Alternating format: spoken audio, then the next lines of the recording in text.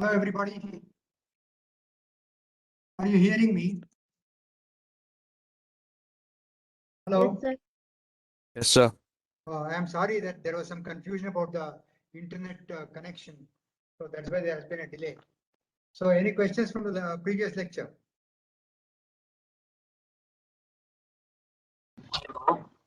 Sir, Loud.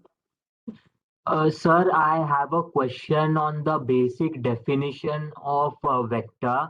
Sir, in the book you suggested it has been given along with magnitude and direction. The object must follow parallelogram law of addition. So is it Yeah. necessary to state parallelogram law of addition? What's it? So, sir, is it necessary to state, do we have to compulsorily state that the object must follow Yeah, that's the parallelogram? rule for addition of vectors. So it need not be in the definition of vectors. Yeah, but I mean, there's a way to add vectors. That's what I'm saying. So Yes. a vector is an object, and if you have two vectors and you want to combine them, how do you combine them? That is the idea. Okay. Okay, so and that's Sir, actually, yes, sir. as far as operational points of view are concerned, it is not going to make a difference. Vector is something that has magnitude and direction. Okay, Okay, sir. Okay. so yeah. Okay, so let me continue. I've already lost a lot of time. Okay, so just to let me start sharing my screen.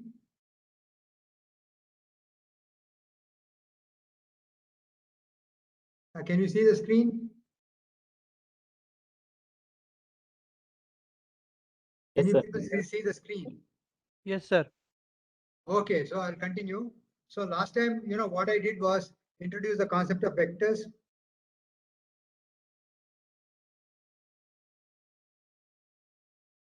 And I gave you rules for addition and different types of products.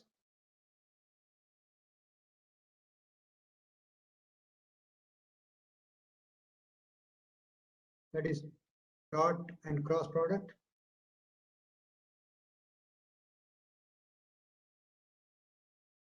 And I also showed you what they represent, what the dot product represents and what the cross product represents.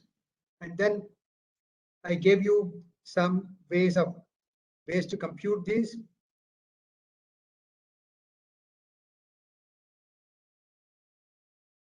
And then I also discussed a little bit about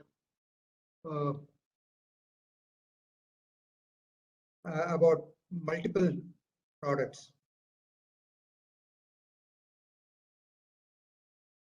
Like involving more than two vectors.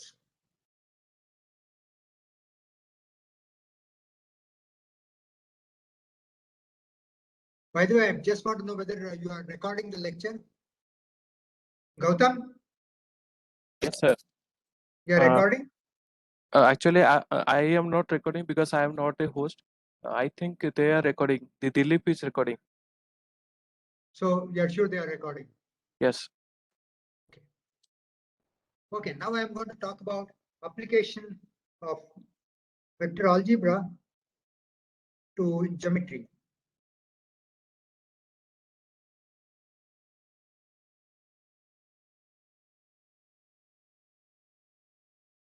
See, one of the interesting theorems that you have in plane geometry is that if you have parallelograms, the diagonals of a parallelogram bisect each other. You have heard this theorem?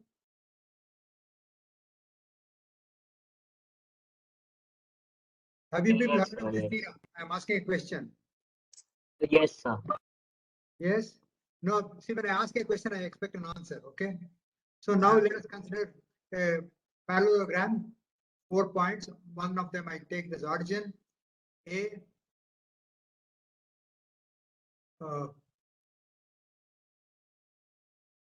B, and C. So what we mean by that is, if I draw the diagonals and the point D is there, then OD equal to DB and CD equal to DA. So this is what it implies.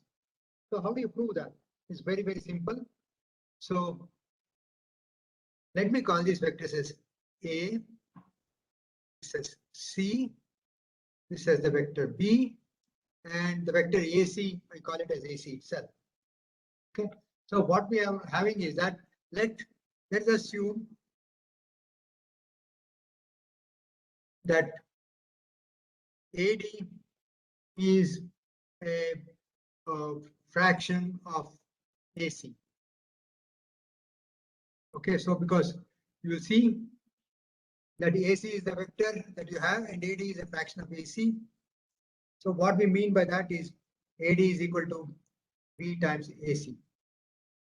Okay, now I also have another condition here, as you will see, that is OA is vector A, okay, plus vector AD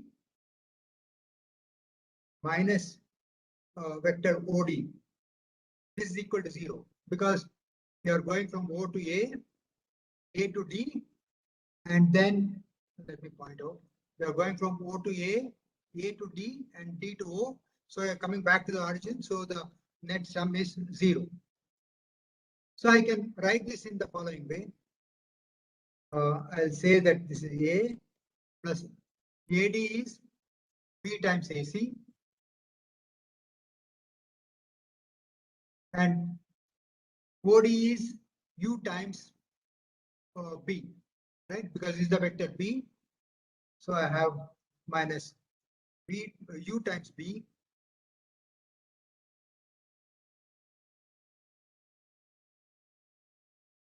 is equal to 0. Now let me expand AC. What is AC?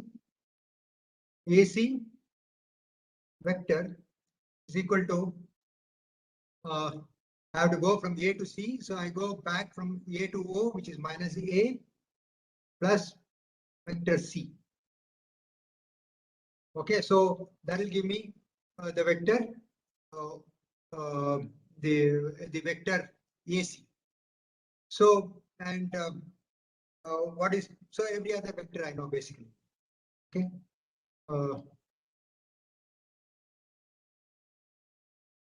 Okay, so let me write this way: A plus B times minus A plus C minus U times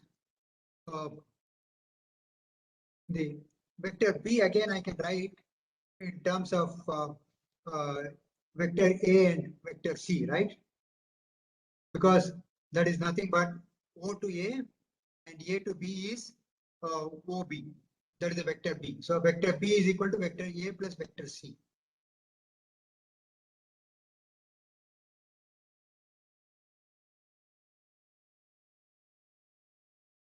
So this is equal to 0. So what does it mean? I can take the expanded A into 1 minus B minus U, and then plus C into B minus U is equal to 0. Okay, you understand this? Yes, sir. Okay, no problems, I presume. So now what you will see is that A and C are non-collinear because it's a parallelogram. A and C are non-collinear. So if they're non-collinear, you can never get a 0, a null vector, by adding two non-collinear vectors unless the coefficients of each one of them is 0. Okay, so this is true only if you have true only if 1 minus B minus U is equal to 0 and B minus U is equal to 0. Okay, so if you solve the simultaneous equations, you will get B is equal to half and U is equal to half. So it proves the theorem. So now you see just by using vector additions how simple it is to prove a theorem like the parallelogram diagonals bisect each other. Okay, now let me also use some more applications of this. So I want to know what happens if I have 3 points given to me which are non-collinear. So let me say this is point A, This is point B. This is point C. And I have an origin here. Okay, and this is the vector OA. Check on A. This is the vector OB. Check on B. This is the vector OC. Check on C. Now I want to know what the area of a triangle.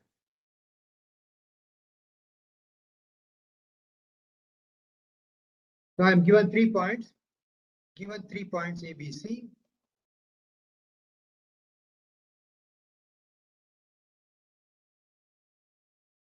We need to calculate the area. To calculate the area, what I'll do is the following. I'll take the AB. So what is the vector AB? AB is equal to vector B minus vector A. Am I right? So I start with A, come down to the origin and then go to B. So that gives me the vector AB. So this is the vector AB. This is the vector BC. This is the vector AC. And let me also get what the vector AC is. Vector AC is similarly C minus A.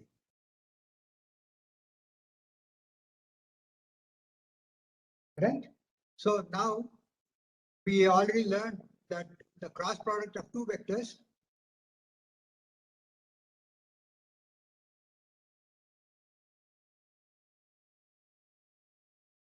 AB, AC gives what is the area of the triangle. So what we are saying is that we have area of the triangle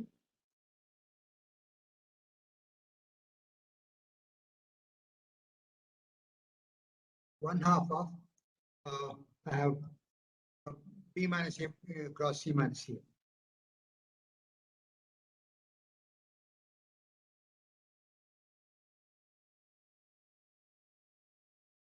So now, what is that? We'll expand it.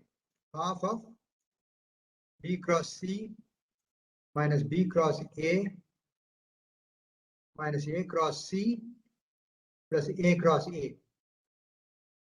So what is A cross A? Value of A cross A? 0. 0. It is 0, right? 0. So this goes to 0 because they are collinear. And this I can actually rewrite it slightly in a different form. Minus B cross A, I can write it as plus A cross B. So I can write it as A cross B plus B cross C. And minus A cross C, I can write it as C cross A. So I get this to be the area of the triangle. So this is actually modulus. So this is equal to half of modulus phi, the vector, where I call the vector phi as equal to A cross B plus B cross C plus C cross A. Okay, so it's very easy to. So if somebody gives you 3 points and asks you to find out the area of a triangle, see, these are things that you will use in crystallography. Okay, so when you are trying to use it, obtain these things, it will help you greatly. Okay, now let me look at some of the other things in solid geometry. So I want to find out the equation of a plane.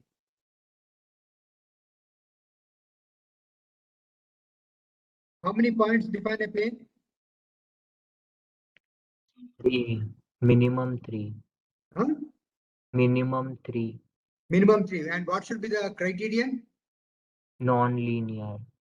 Non-collinear. Non-collinear. Okay, 3 non-collinear points.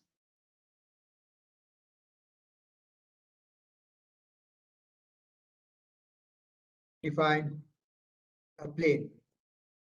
Okay, so I have the following 3 non-collinear points again, A, B, C.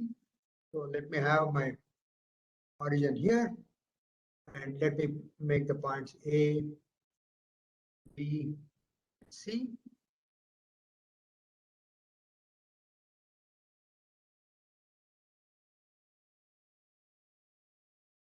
So I can form a triangle ABC. Okay, and let me take a point X on the plane. Okay, so what we have is the following, that is AB cross AC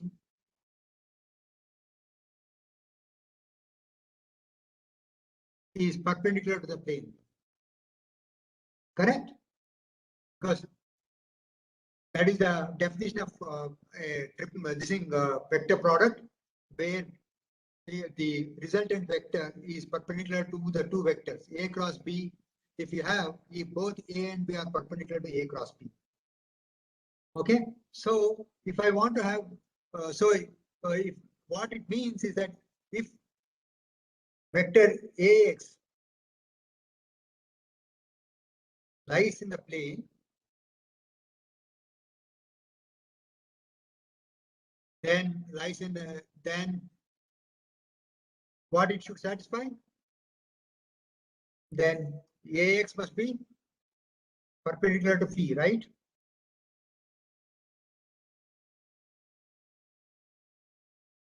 Am I right? Any questions? Sir, what is phi? The plane? Phi is what I defined here. This is the vector phi, A cross B plus B cross C plus C cross A. Okay, sir. Okay, and A are Yes. these vectors, A, B, C are these vectors. Yes. Okay, any other question?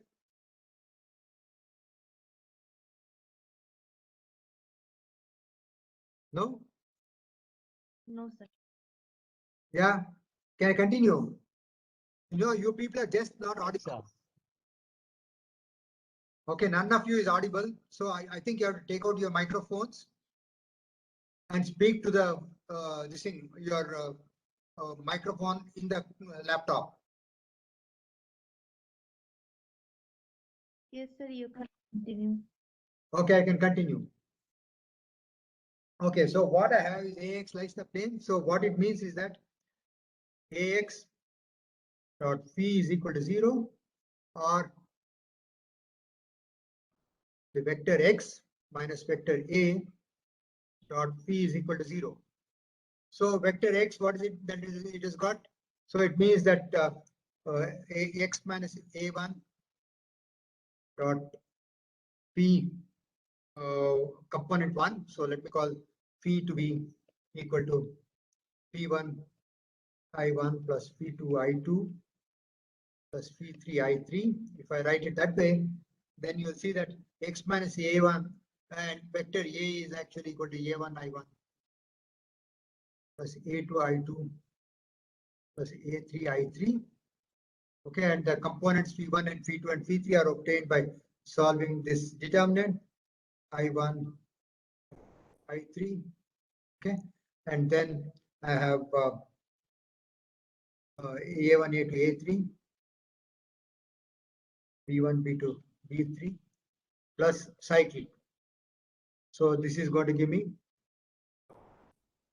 coefficient, the coefficients of P1, P2, and P3. Coefficients P1, P2, and P3 from here you can get it. Because I have 3 cross products, right here I have 3 cross products. Okay, each one of them contributes to phi1. Okay, so A cross B contributes through the determinant I1, I2, I3, A1, A2, A3, B1, B2, B3. Coefficient of I1 will be phi1. So that you must add a coefficient of I1 in B cross C and similarly in C cross A. Okay, so if I do that, then what you will find is that the equation to the plane is given by X minus A1 times phi1 plus Y minus A2 times phi2 plus Z minus A3 times phi3 is equal to 0. Okay, so it's very simple to get the equation to a plane when you know 3 points which form the plane. Any questions? No, Sir, sir. I did not follow the cyclic thing. Determinant plus cyclic. Oh, cyclic means the second determinant is, you must have I1, I2, I3. Okay. B1, B2, B3, C1, C2, C3, plus the other determinant. I was just avoiding writing the 3.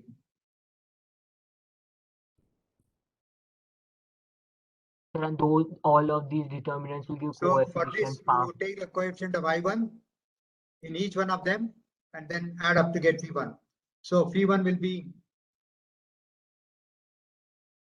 just A2 B3 minus B2 A3 plus B2 C3 minus C2 B3 plus C2 A3 plus C3 A2. Okay. Any questions? Is it clear? clear, Hello, sir. someone asked me a question. They must tell me whether it's clear to them or not. Clear, sir. Clear. Okay. Because unless you say that, I cannot proceed. Okay, so now you can get a equation of the plane. So now you know that in terms of A1, A2, A3, B1, B2, B3, and C1, C2, C3, you have an equation for a general point in the plane, which is given by the coordinates X, Y, and Z. Okay, so this is one way of obtaining equation of the plane. And I'll give you one more example of the equation of a line through 2 points. Okay, so I want to show that equation of a straight line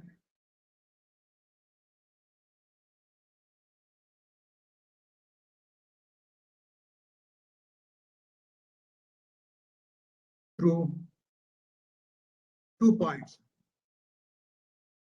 Okay, 2 points are enough to define a straight line, right? Yes, sir. Yes. Okay. So my 2 points are A and B. And this is my origin.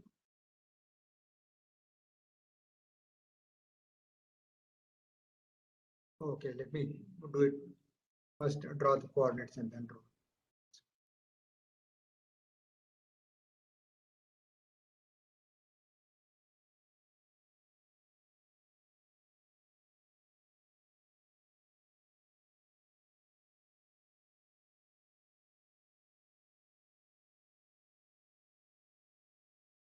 This is a vector A, this is a vector B.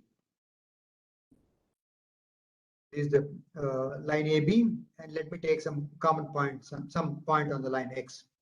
Okay, so that this is the vector X.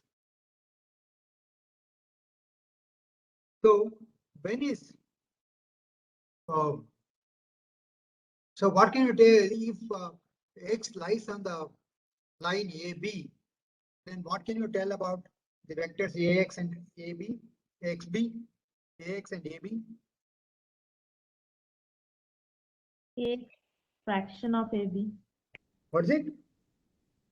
is fraction of AB.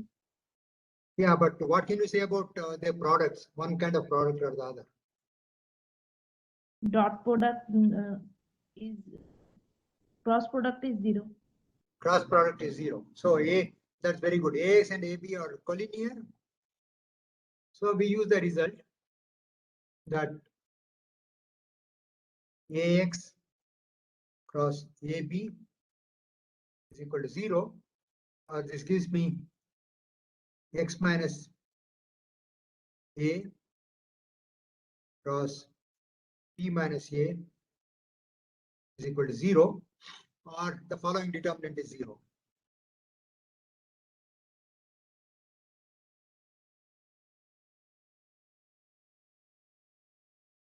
X1 minus A1, Y1 minus A2,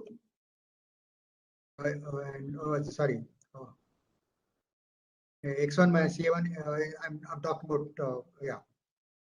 And Z1, I don't say X1, Y1, Z1, I'll just say X, Y, and Z, okay? Because that's a general point.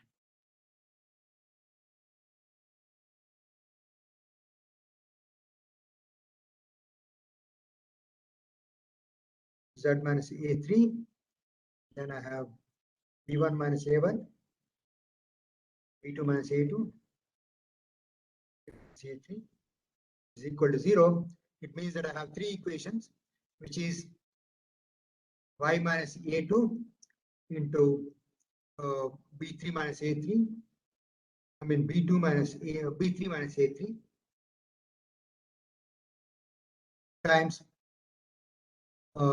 Z minus A3, rather minus Z minus A3 into B2 minus A2. This is equal to 0. This is one equation. Similarly, you can get the other equations corresponding to coefficients of I2 being 0 and coefficient of I3 being 0, because the vector is a null vector. Okay, so this gives me a relationship, three relationships involving x, y, and z. And so any x, y, and z which satisfies these three relationships will fall on the line A. Any questions? No, sir. No? Okay, then let me also do a couple of more examples before I go to something different. So one of them is equation of a sphere.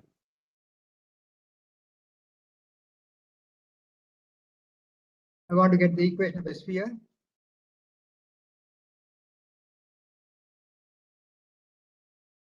So I have the sphere here. My coordinate system, I1, I2, I3, and I take a point, a general point X on the surface of the sphere, and I draw the center of the sphere, which is C. Okay, what is the characteristic of a sphere?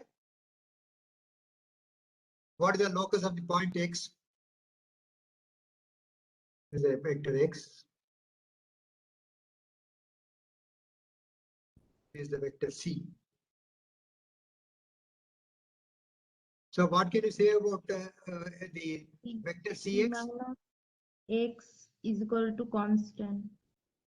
So I didn't hear you, but let me say. So P minus X is this length XC, right? The length of the vector XC that I have here is the radius of the sphere, right?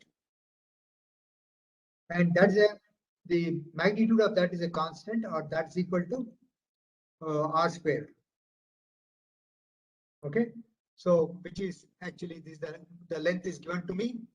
So this is the radius, this the equation to the sphere. Okay, so you can just form the vector C minus X, and you can say that C minus X the whole square, the magnitude is constant, and from that you can get the from that you can get the equation of a sphere. And have you also heard of another theorem in solid geometry?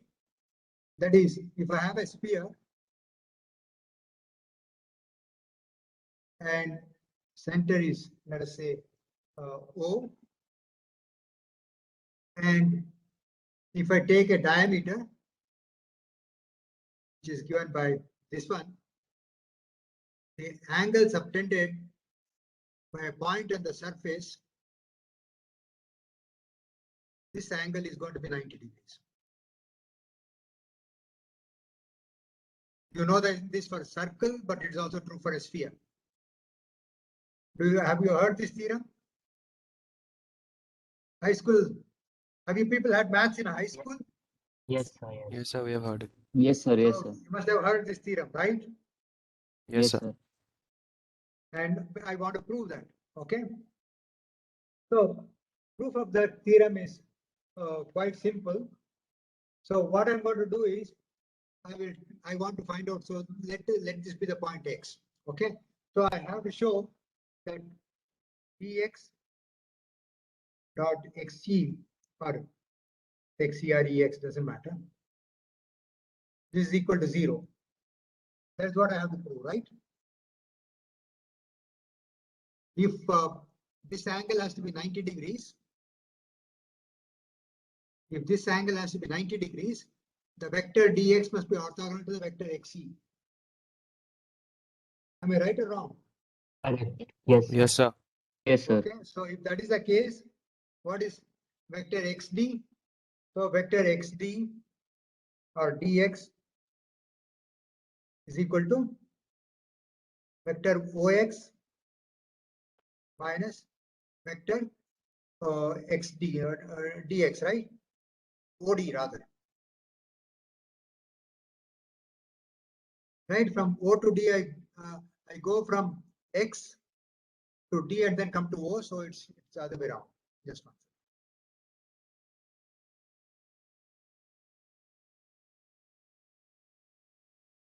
What I have is from O to D I go and from D to X I go, so that I can write it as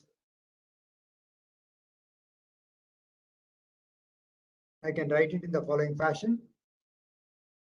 I can write it as this, let me call it OD plus OX. OD plus OX. Am I right?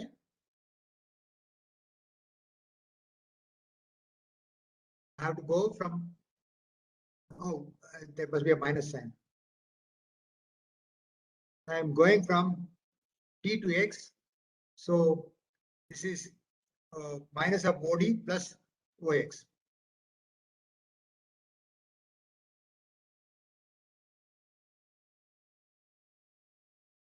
Am I correct? Minus of OD means I go from D to X. Yes, sir. So I first go from D to O and from O I go to X. So that is dx. And then what is XE? OE minus OX. XE is I have to go from E to O and O to X to O and O to E, right? X to O is minus OX, right? And plus O to E is plus OE. Okay. Now let me take the dot product. So dx dot xe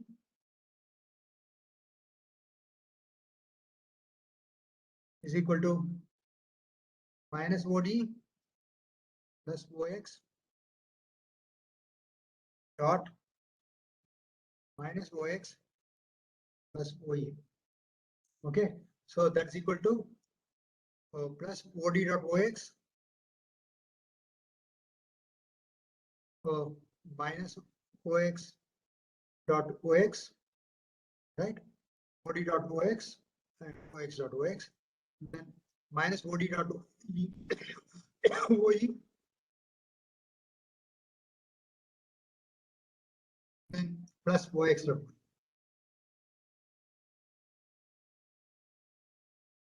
Okay, so what you will find is the following. That is, I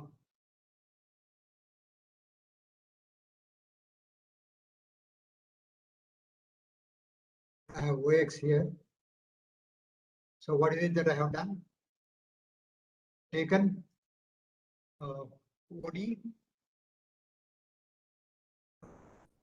So OD dot OX, I have OD dot OX here, then minus OD dot OE minus OX dot OX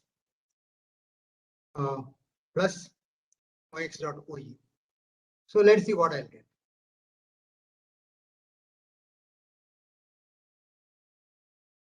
So OX dot OX is actually equal to A squared. Where A is the radius of the sphere.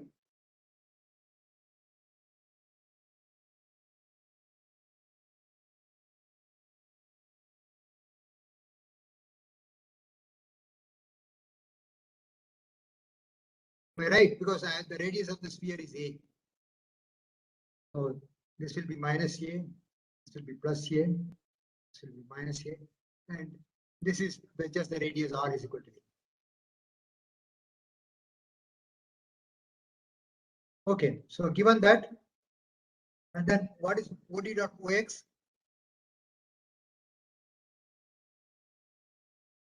And that plus OX dot OE is equal to 0. Can you tell me why? Because OD is equal to minus OE. That is what you mean by a diameter. You see, OD is equal to minus OE. Am I right? Yes, sir. Are you there with me, or you are dozing off? Yes, sir. Yes, sir. Yes, sir. Okay. And then I have what is OX dot OE? Okay, no, that term I've taken care of. And the other term that I have is OD dot OE. So what is OD dot OE?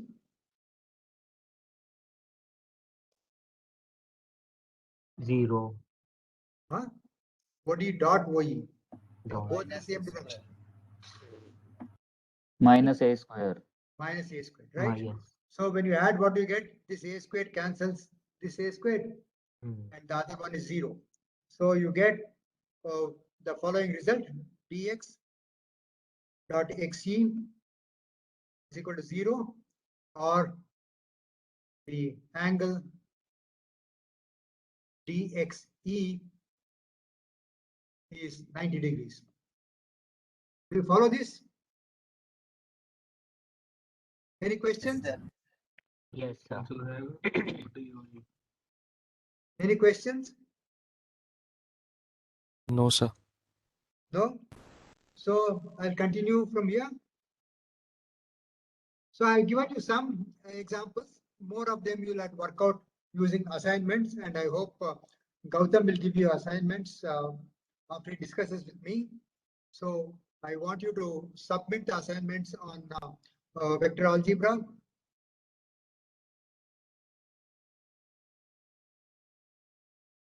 Which involves dot product, cross product, and other things. So there will be an assignment on this. Okay. Yeah. Now let me go over to what's called vector calculus.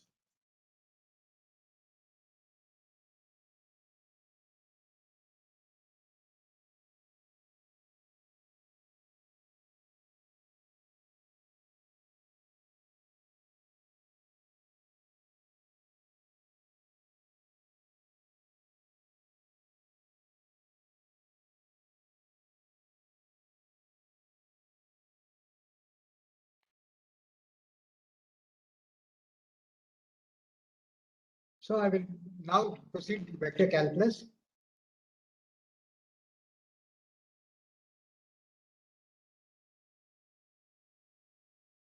See, this is interesting and important, because when you are dealing with, say, for example, a portion of particles in space, okay, what happens? So you have we have a vector which gives the position of a particle.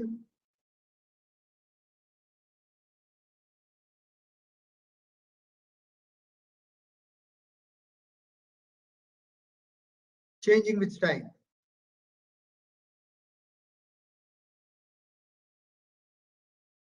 Okay, so I have r as a function of time. Okay, and similarly, I will have other kinds of things. For example, so this is one of the simplest case where I can talk about a vector variable. Okay, so generally systems are classified into two kinds of things, which are called scalar fields. In three-dimensional space, you have two kinds of variables, one which belongs to scalar fields and the other one which belongs to the vector fields. In scalar fields, what happens is, given a point in space P, there is a scalar value defined at the point.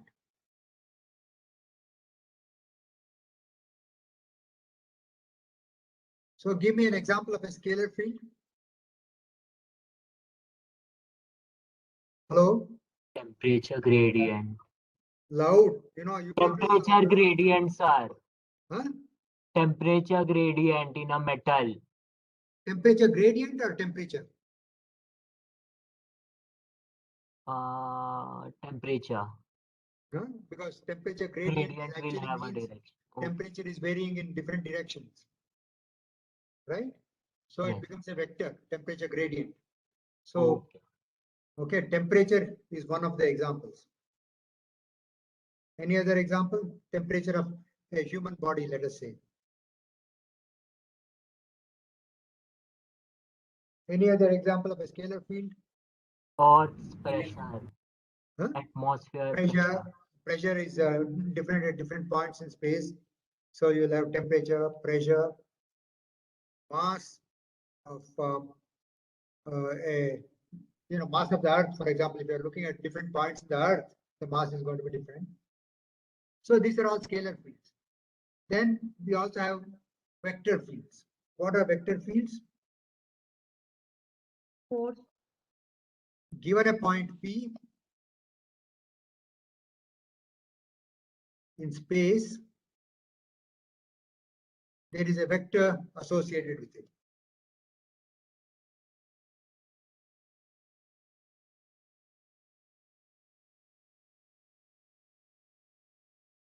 So what are the this thing? force, Vector fields. Examples of vector fields. force, Loud. force, Force. Yeah, very good. Anything else? velocity, Velocity. acceleration, Acceleration. Yeah, acceleration. Force also in a way covers acceleration. So now you are given all these things, okay? Then what happens is that the most important thing is that the vector or the scalar,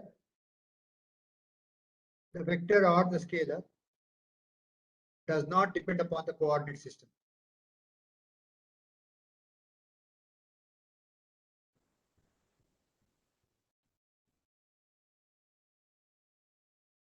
Okay, so it only depends upon the point in space, okay, nothing else. For example, I'll tell you what I mean by that. So supposing I have a point P, okay, so I say that there's a particular temperature at that point P or particular mass. It does not matter whether I take I1, I2, I3 as this one, or I rotate it and translate it and say I have I1, I2, I3. Okay, the point does not move with the this thing coordinate system, right? The point P remains the same.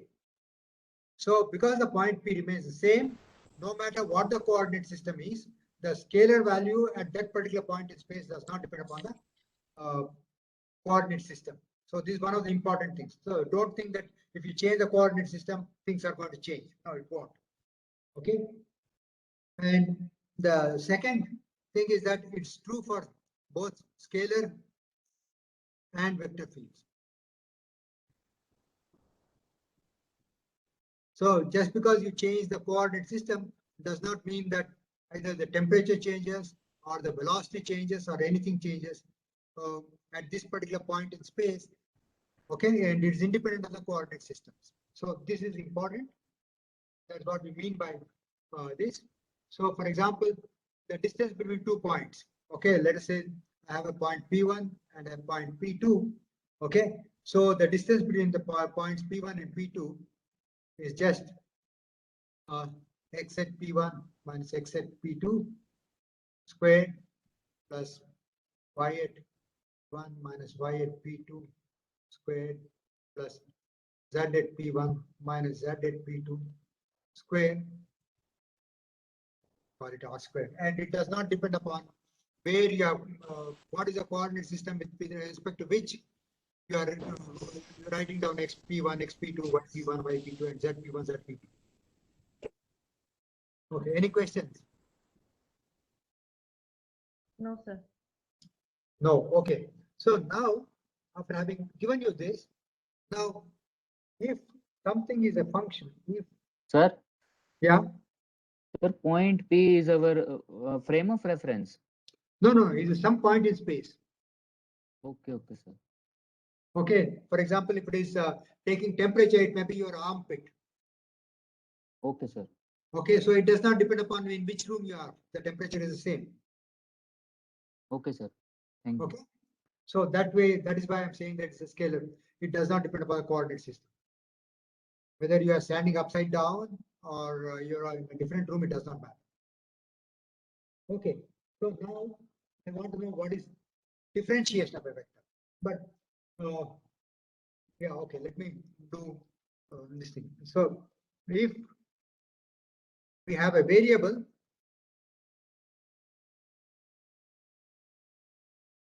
okay, then obvious thing we want to know is then we need to know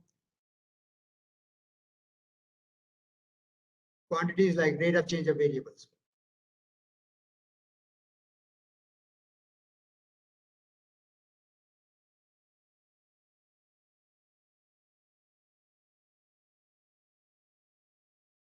For example, if I'm looking at a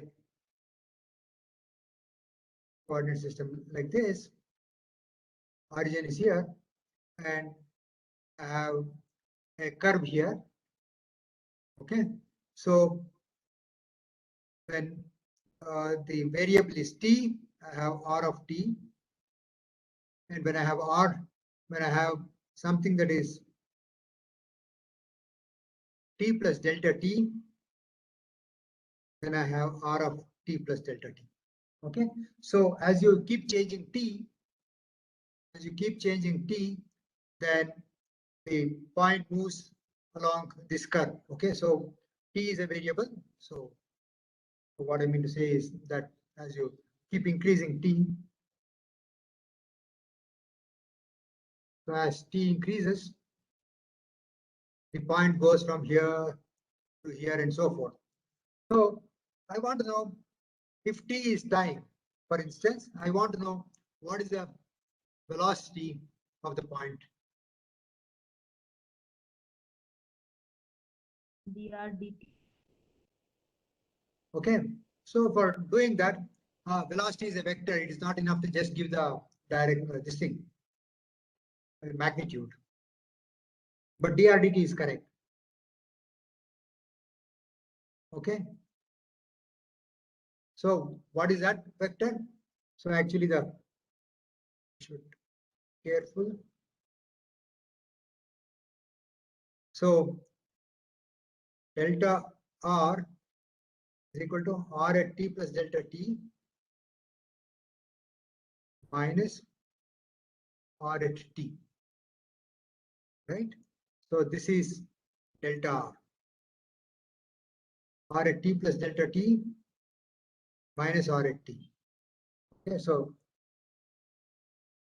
right, just a second. Let me see. Let me get the correct positioning of the arrow. I am going from this point to this point, so it has to be minus RT. So this is the direction of the arrow.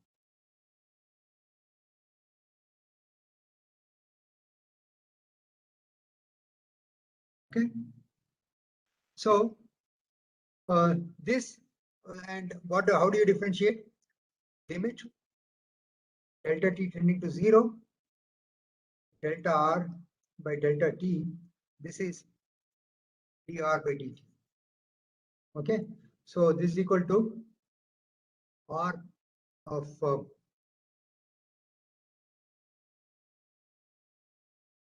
t plus delta t minus r of t divided by delta t. Right? Now let us see.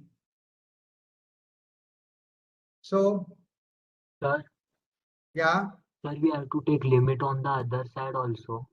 correct. Yeah.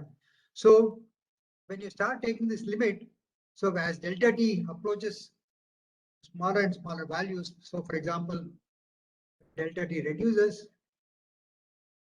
then this will be the vector.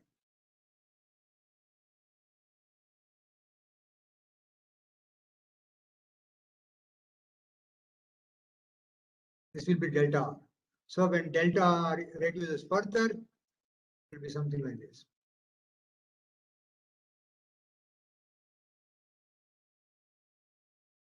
And finally, when it goes to 0, eventually you will see that this is there. Okay.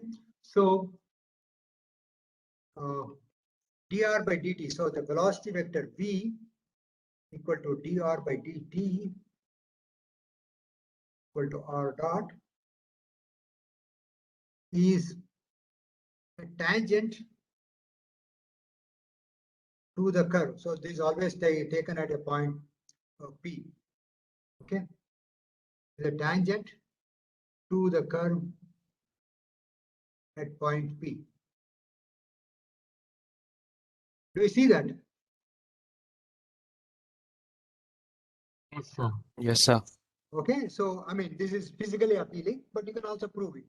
It's not difficult to prove it. For example, you can say that see,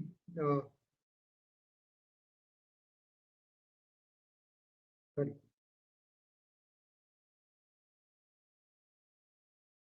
We have, let me come first prove other theorems. So this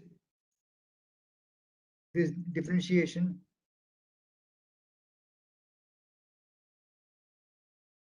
of a vector can be expanded to products.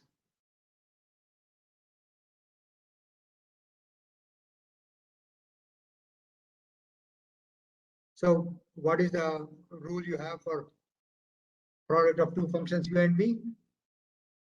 You have uv prime plus u prime v, right? Yes, sir. This is a simple calculus that you learn. You can always prove it. It's very simple to do.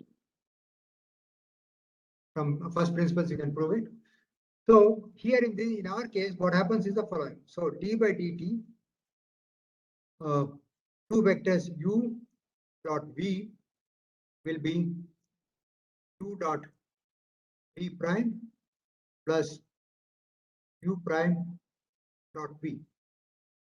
Okay, you can show that. Similarly, if I take the cross product, d by dt, u cross v is u cross dv by dt plus du by dt cross v. So these are the rules that you have. Now what you will also see is that, so I had my vector r, right? So here I have the vector r. So I have my vector r. So I can find out what the length of the vector r is. Okay. So magnitude of the vector. So that is r dot r. Am I right? Yes, sir. So r squared is equal to r dot r. Right? So now I can use this rule. Okay. dr squared by dt is equal to dr by dt dot r plus r dot dr by dt is equal to twice r dot r dot product of the two, and this is equal to 0 since r squared is a constant, because we are given the origin.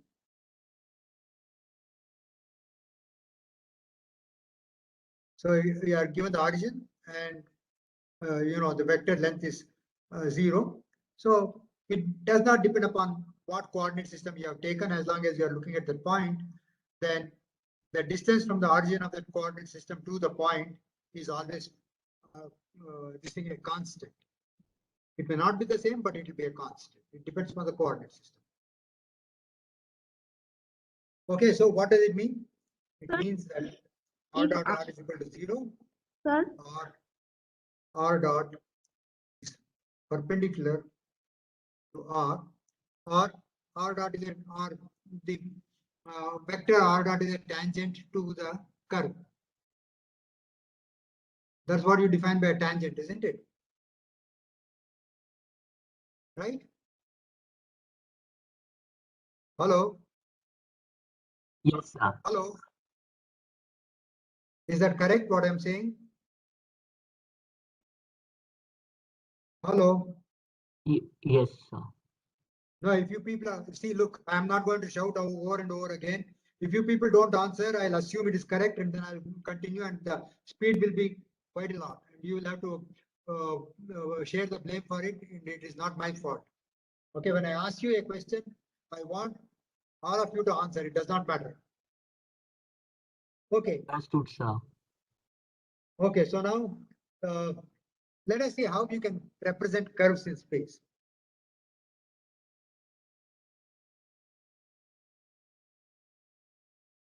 For example, one of the curves is a straight line, or is a line like this. Okay, so this is a curve C, and how to represent C.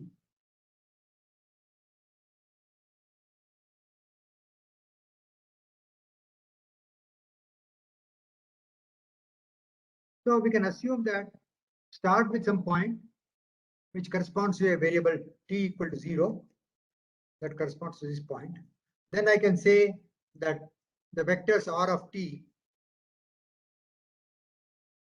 can be written as something like x of t times I1 plus y of t times I2 plus z of t times I3.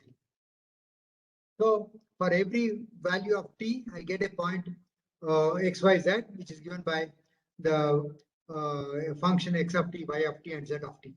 So from this, I can find out which point it is. So for every value of t, I have a point. So this is how a curve can be represented. And there are also other ways of representing curves. Can you tell me, you people know how to represent curves other ways?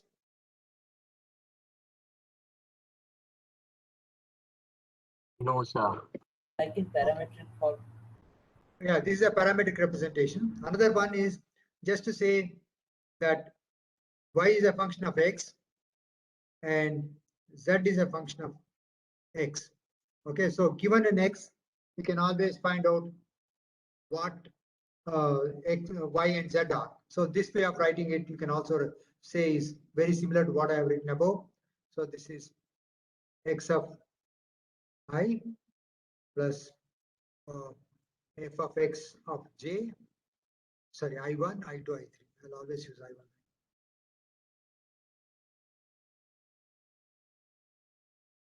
Plus gx of I3. Okay, so this is another way of representing it. There's a third way of representing it, that is to say that a curve is an intersection of two surfaces.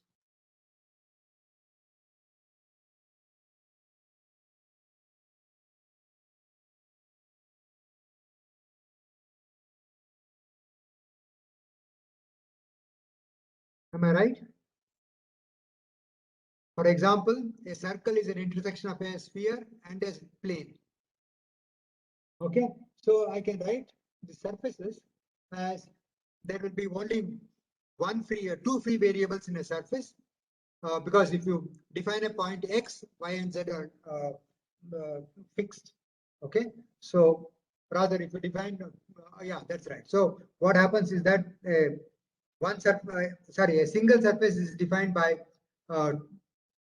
one condition and two variables. Okay, so for example, I can have f x y z equal to 0 represents one surface, because if you tell me what is the value of x, okay, then this equation, or if you tell me the value of y and z, this equation fixes x. Okay. And similarly, if I have g x y z equal to 0 is another surface. Okay. Example is if you are looking at a sphere, so there's one condition which is x squared plus y squared plus z squared is equal to r squared. So if you give x then and y, then you can determine z using that condition. Okay.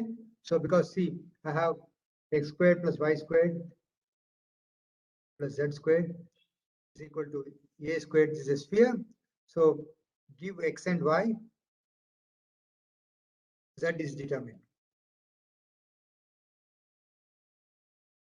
Okay, so that is why you require one condition on x, y, z for a surface and two conditions on x, y, z for a curve.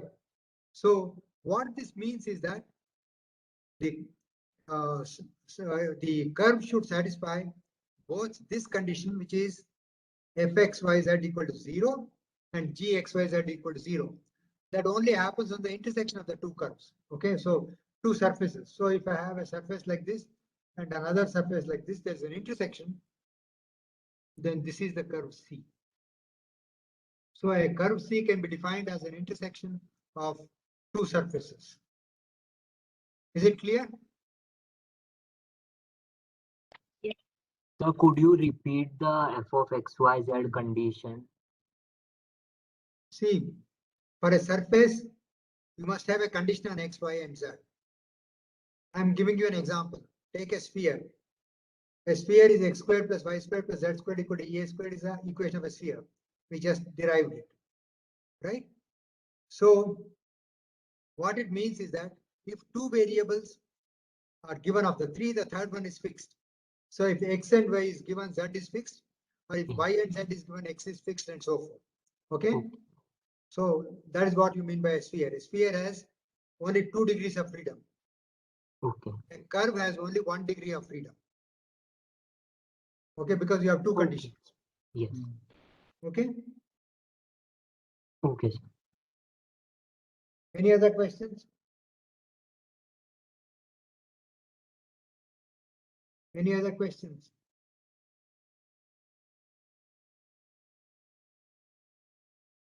No? No, sir. Okay. So now let me give you some equations of some simple curves. Okay. Equation of a circle or a sphere. Okay. Rather, it's of a circle or an ellipse, not sphere. So in this, what you have is the following. R as a function of t is given by, okay, say a cos t times I1 plus b cos t times I2. Okay, now this I have taken in the I1, I2 plane. I need not have taken in the I1, I2 plane. A and B are constants.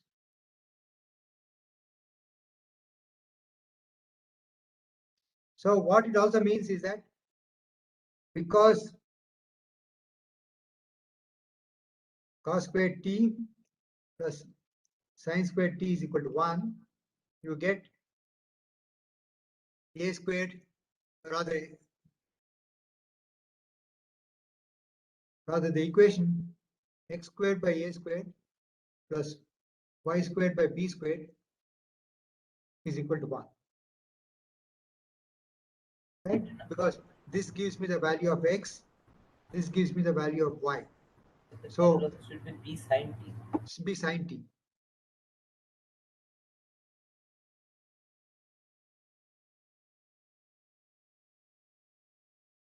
Okay, so when a equal to b, so this is the equation of an ellipse.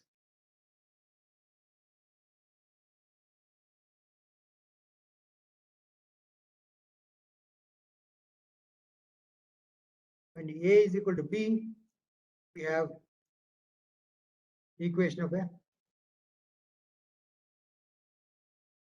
circle.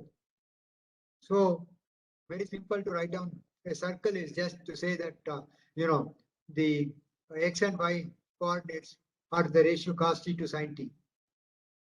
Okay. Now, let us see how I can represent a spiral.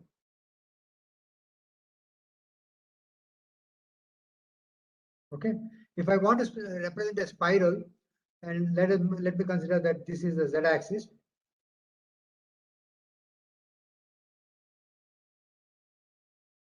What should happen is that when I keep changing t, not only should the x and y change,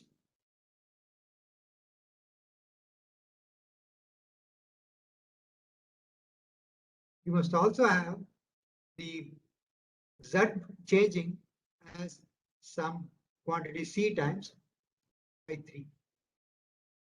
And it must be ct times I3. So when t is equal to 0, you may be at this point, and then you go up when t is equal to pi by 2, okay, along the y-axis. What's it? Sir, do we need a bar above t in r of t? Where r, no, not bar on t, bar on r. Okay, sir. Because t is a parameter, it's not a vector. Okay. Yeah. Okay. So this value of c determines pitch of the spiral.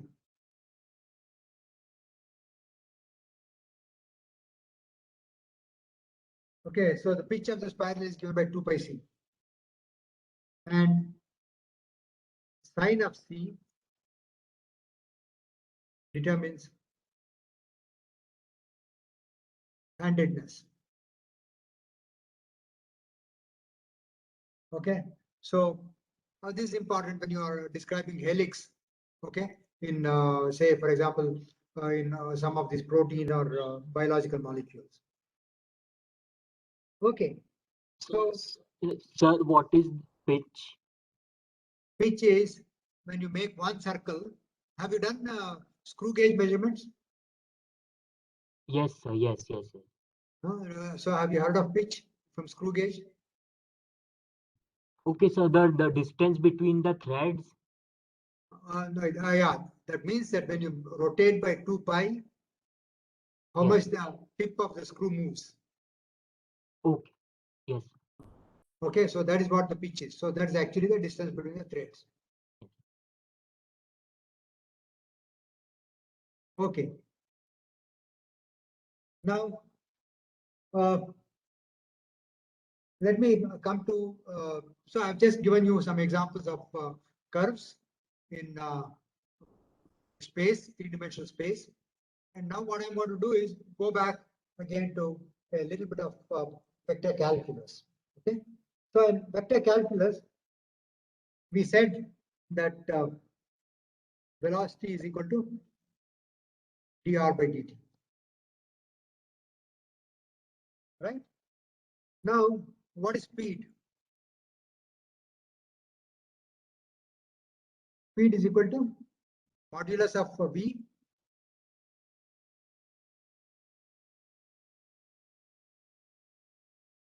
Okay, magnitude of v.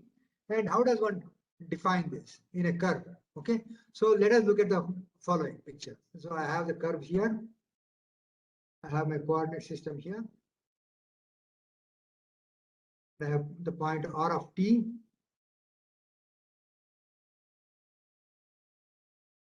I have r of t plus delta t. Okay, and then I have delta r of t. Actually, I can write it as delta x plus delta y, delta x I1 plus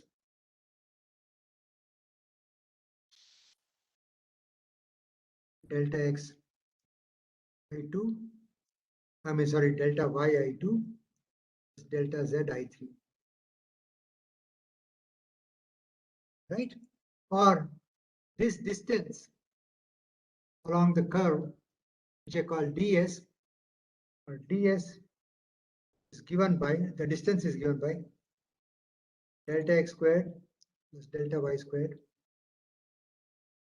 plus delta z squared to the power half. Is that clear? Okay.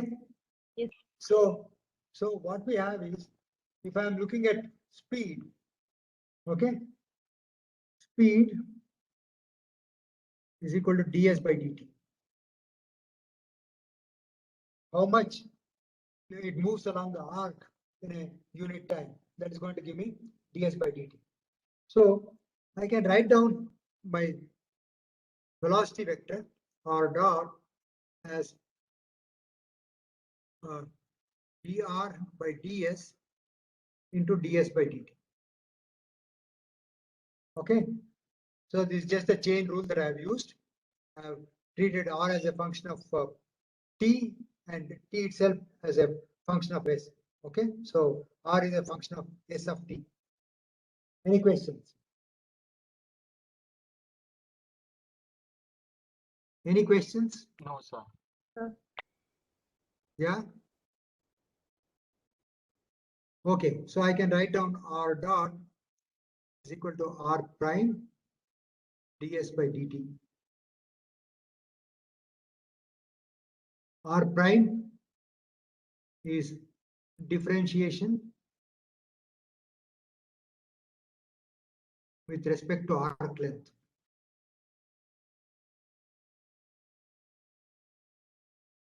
Okay, so now let me see what the acceleration looks like.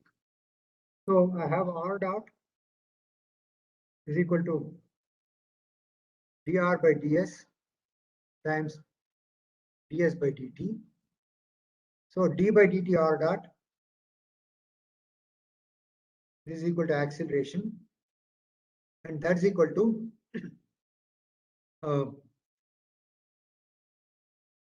d by dt dr by ds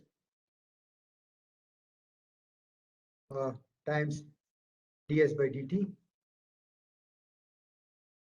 plus dr by ds the sign times d squared s by dt squared. So what it gives me is the following. This is nothing but r double prime. So just a minute, d by dt I'm taking, so this I will write it as slightly different form.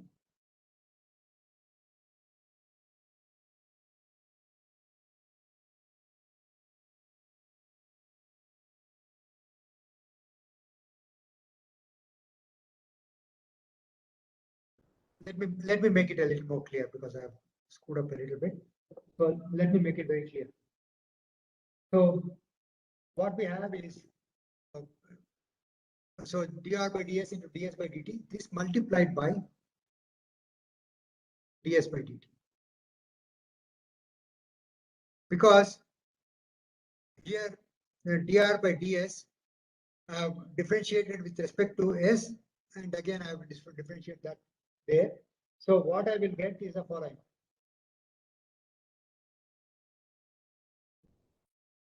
One second, let me do it again so that you get confused.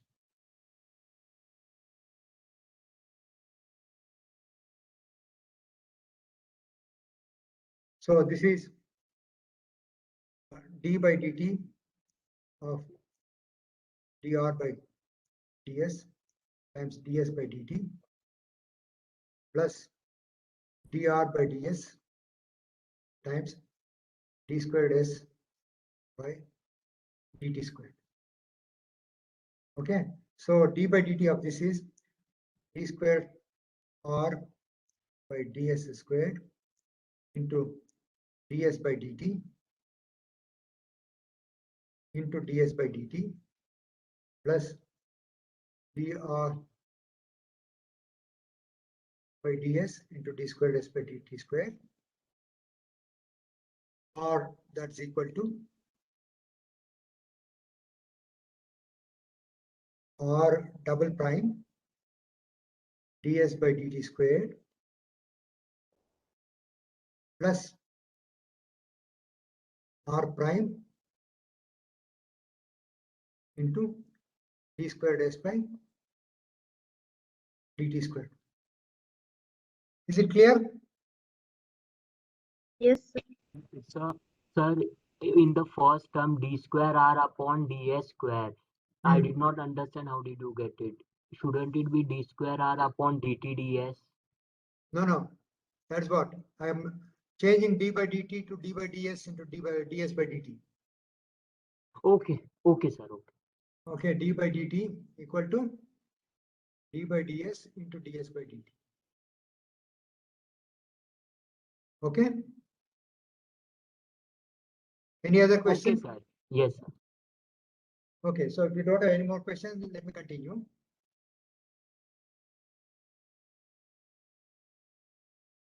So now, what are the directions of ds by dt? R prime and r double prime. R prime is along the tangent to s, right? Tangent to the curve. Am I right? Yes, Because you see this ds by dt is just a scalar. So r dot and r prime have the same direction. Correct? And therefore, we have r double prime is perpendicular to the tangent. This you can prove by saying that the norm of r prime is a constant. Okay, so you differentiate with respect to s, then you will find that r double prime is perpendicular to r prime. Any questions? sir, the proof, I could not understand. Proof is exactly the what I did before.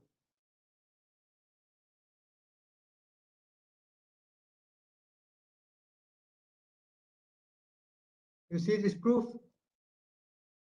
Yes, sir. You see this proof r prime dot r equal to 0. So r dot is perpendicular to r. Yes, sir. Okay.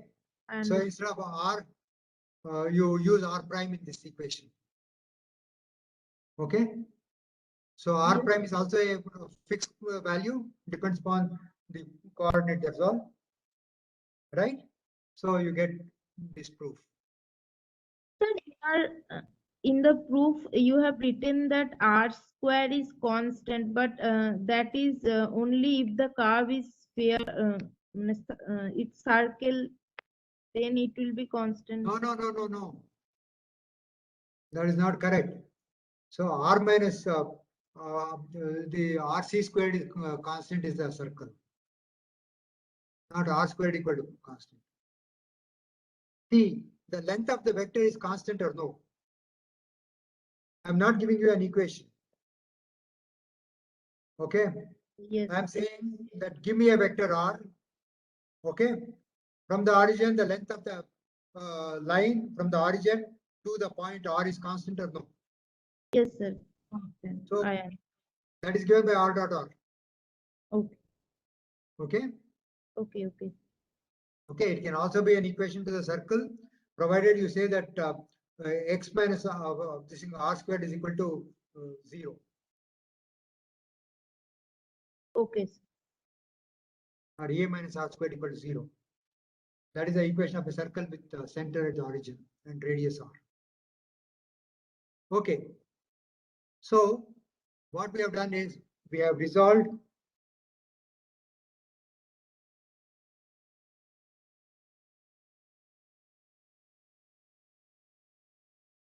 the acceleration in two directions.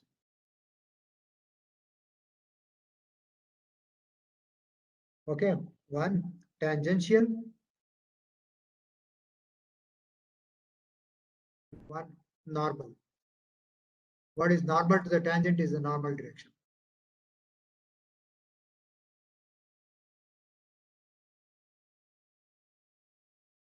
Okay, any questions?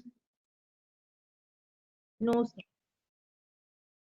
Now, let us look at, in the light of this, let us look at the circular motion. Okay, so what is the circular motion? So you have a, a center, then you have a particle attached to a string. You swirl the string around. So this is a circular motion. Okay, and omega is the angular velocity.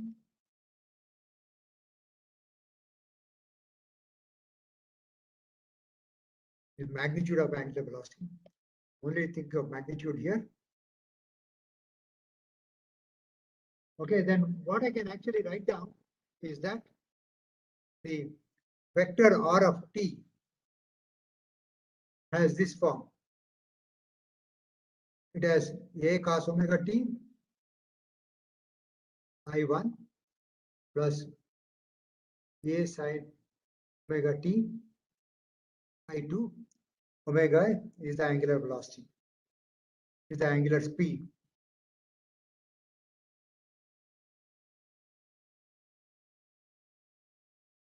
Right?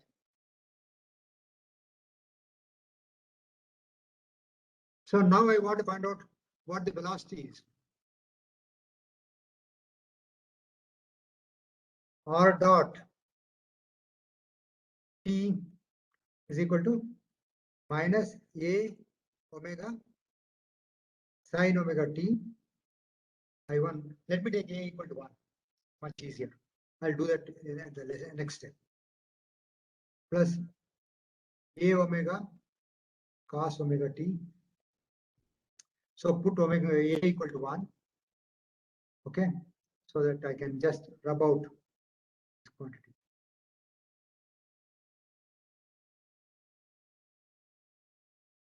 Okay, given this, so what is r times r of t dot r dot of t? Get the dot product. See, you have the vector here, and you have the other vector here, r dot. So what's the dot product? 0. So which means that the velocity is tangential. Okay, so the velocity is tangential. And now let me get the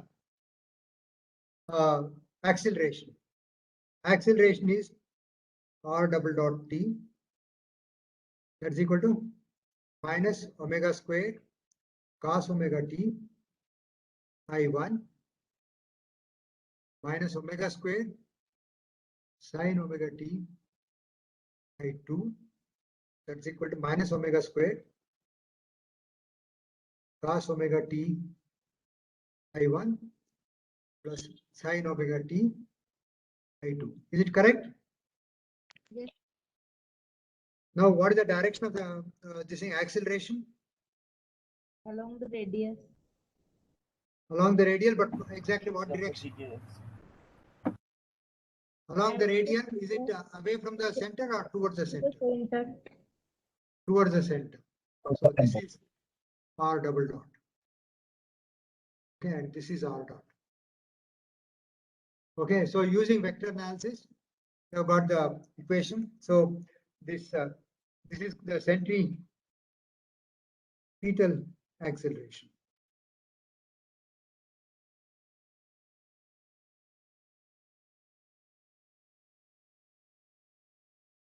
And centripetal force is my, and centripetal force is minus m omega square. And it's always directed to the center. Okay, is there anything called centrifugal force? Yes, sir. How about others? Is it there? Centrifugal sir. force. Huh? That depends on the inertial frame. There is nothing like centrifugal sir. force. Okay, centrifugal force is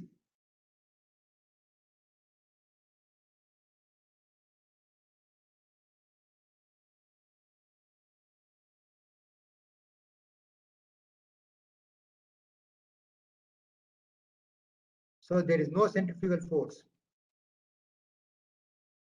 There's nothing.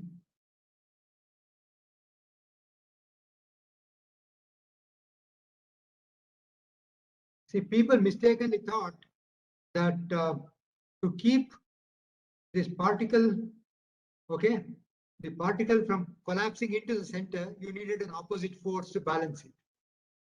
Okay, and that was a fictional force. Okay, it does not exist. Okay, there is no centrifugal force that keeps the earth from collapsing into the sun. It's just the, gravitational force and nothing else. Okay, there is no other force. Is it clear?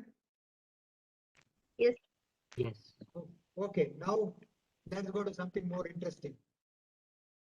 Okay, and what is the interesting thing that we can consider? We will look at a rotating disk.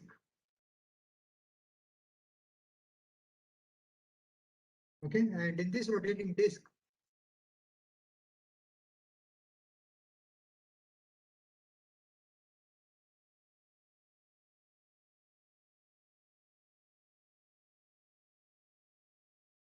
I have a particle which is moving from the center towards edge in a direction which is B. Okay, do you realize the problem? The problem is the following. I have a circular disk that is rotating, and the center of the disk, there is some insect which is trying to go towards the edge of the disk. So that is the picture. Okay. So the position of the insect or the particle is the following.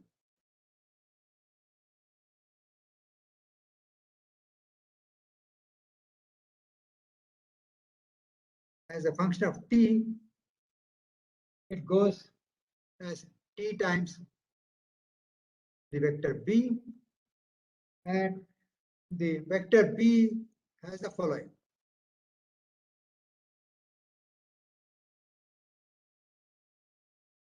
Is equal to cos omega t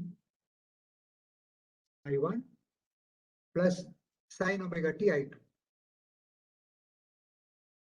I have taken a disk of unit radius. Okay.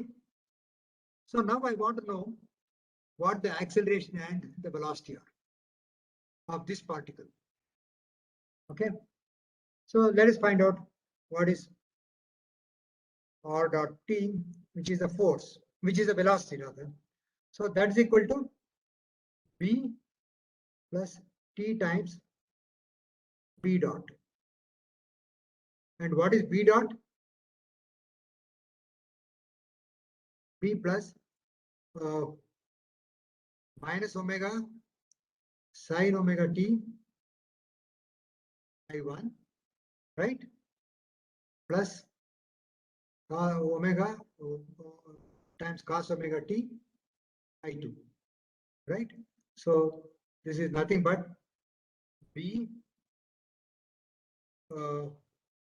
plus, let me write, minus omega sin omega t plus cos omega t. Sir, t Times t.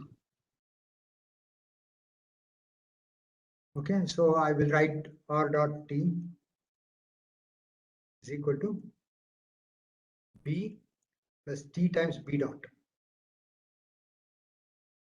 Right, that is just, you have this expression.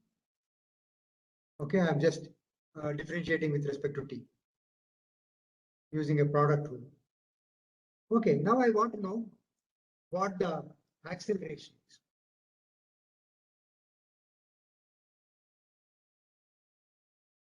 Acceleration is given by r double dot t, that's equal to b dot plus B dot plus T times B double dot, right? Or that's equal to 2B dot plus T times B double dot. And what is B double dot equal to? Omega square RT. So 2 double dot minus omega squared T times B. Right? Because we already saw that when you differentiate it, you get back the direction except it is pointed towards the center. Okay, and there's a product which is T times B.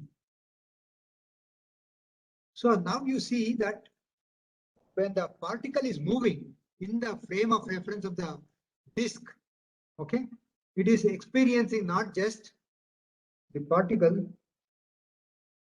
or the worm or whatever insect particle is not just experiencing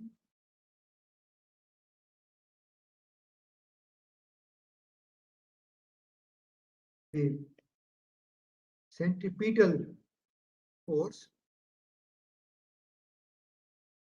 okay, where the centripetal force is given by minus omega squared TB, but it's also experiencing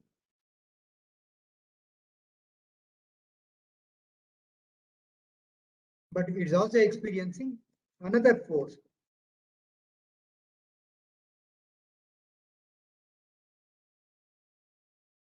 a tangential force,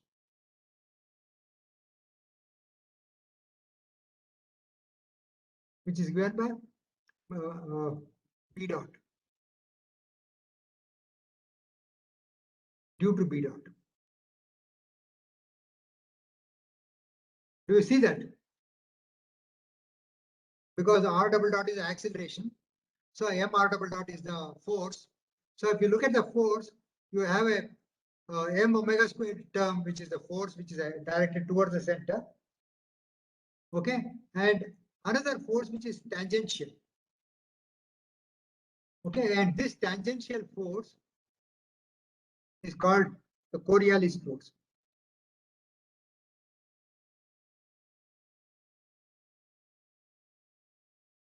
Have you heard of Coriolis force?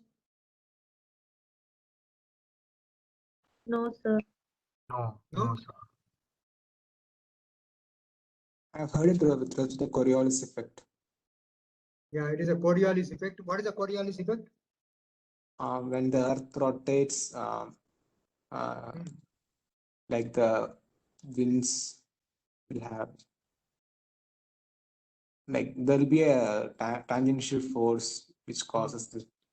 So It when you won't be a shoot a straight line. missile from the equator towards either the north or the south pole, okay, it deflects from the straight line. Yeah. That's because of the Coriolis force. Of course, Coriolis forces are not only in the Earth's atmosphere, causing tornadoes and also providing, you have to correct for it if you want to send a missile to hit a target. Okay, it also is operational at a molecular level. Okay, Coriolis forces operate on various length scales.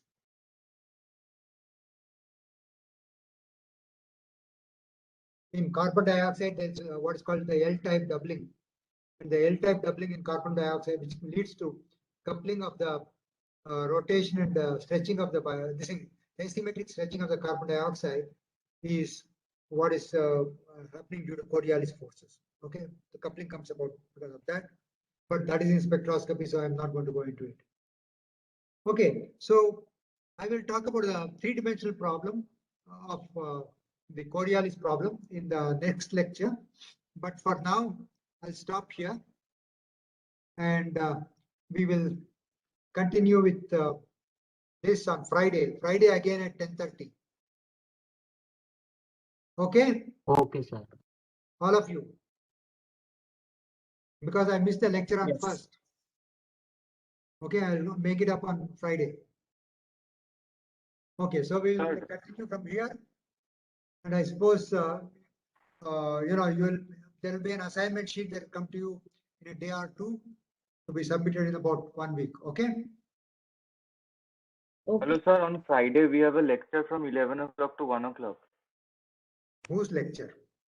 Dr. Sarita Agasti, Introductory Organic Chemistry. But then, you know, you remember that Friday is a holiday. Oh, okay. Okay, so you don't have to worry about that. Okay, okay. So because Friday is a holiday, I'm able to take from 10:30 to 12. Don't worry about Okay, sir. it. Okay. And if Sarita Madam tells, you tell her that, you know, I have already fixed it for the holiday. Okay. So because it's a holiday, whoever this thing decides on it first, okay, is the one who is going to get the preference. So any other questions? Okay, so I'll stop here. I have made up for the last time and we'll continue from here on Friday. Okay. Okay. Sir, the topics that you discussed today, are they part of the book you suggested, GA Health? Oh no, GH? this one is actually in a different book. I'll tell you what the name of the book is. Yes, sir. Sir, Yeah. sir, how do we access the recordings for revision? You're asking the wrong person. You must ask Gautam. Okay, sir.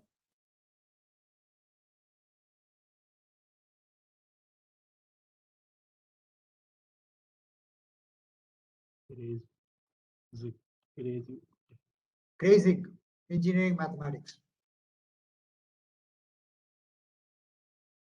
It is available in low cost edition, maybe a few hundred rupees. I missed the Okay, reference sir. to last class. Could you I like gave repeat you the that? reference. I don't know. Maybe you logged out before I gave you the reference. And this is a Dover publication. It is available on internet. Somebody has xeroxed the book and put it up. Okay, PDF is available on the internet. Okay. Okay. Okay. Okay.